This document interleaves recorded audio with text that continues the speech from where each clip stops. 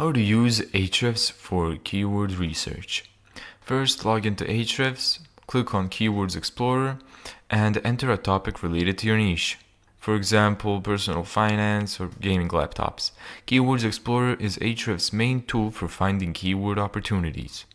Step 2. Search for a seed keyword.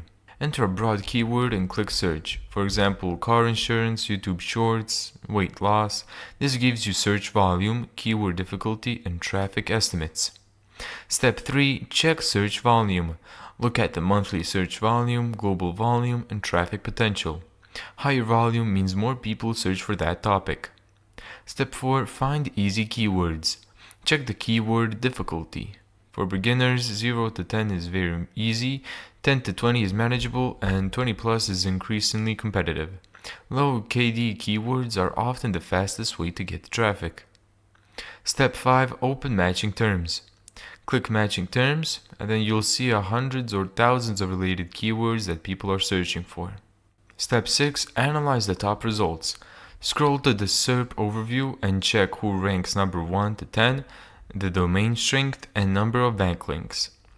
If smaller websites are ranking, you may have a better chance of competing. Thank you so much for watching this video.